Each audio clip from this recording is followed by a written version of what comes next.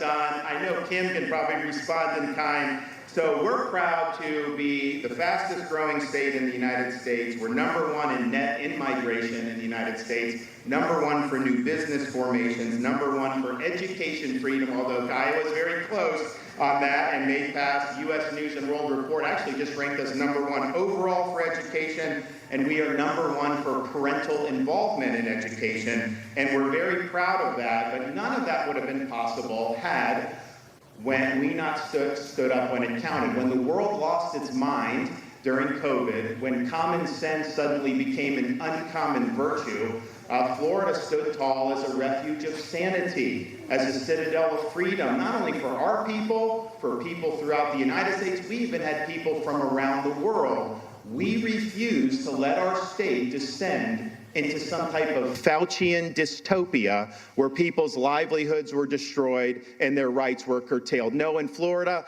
we chose freedom over Fauciism, and we were better off as a result of doing that. And I think it's important because your governor did it right. We had other Republican governors do it right. Don't let them rewrite history about the last 3 years. Fauciism was wrong. Fauciism was destructive to this country, and we can never let anything like that happen ever again in these United States. So, just very briefly, Iowa just had a great legislative session, so did we. So here's some of the highlights that we did, because I think it's great to win big victories. Kim won a landslide, we won a landslide. You can decide to just pat yourself on the back and say, oh, aren't we so good that we won? Or you can say, winning a big victory, that's just an invitation to the dance. You have an opportunity to make something of that, and so let's move the ball forward. So here's what we've done the last 6 months in Florida. We have prohibited the CCP from purchasing land in Florida. Farmland, any land near critical infrastructure, off the table in Florida. We enacted universal school choice with education savings accounts, similar to what they did in Iowa. We kneecapped ESG in Florida, environment, social governance. We provided $2.7 billion in tax relief for Florida families. We enacted the Heartbeat Protection Act to promote life.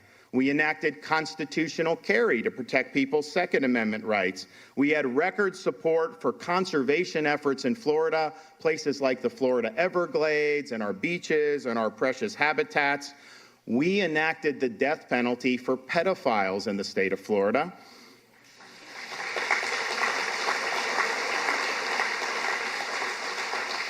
We've signed legislation blocking the implementation of a central bank digital currency in our state. We passed and signed landmark tort reform. We went after the pharmacy benefit manager middlemen, which are causing your prescription drug prices to be higher. That ended in Florida. We've increased pay for police officers and firefighters. We have stiff penalties for anybody dealing fentanyl to our children. They should be treated like the murderers that they are, and that's going to happen in Florida. We ended Disney's self-governing status in Florida. Company doesn't get their own government, not on our watch.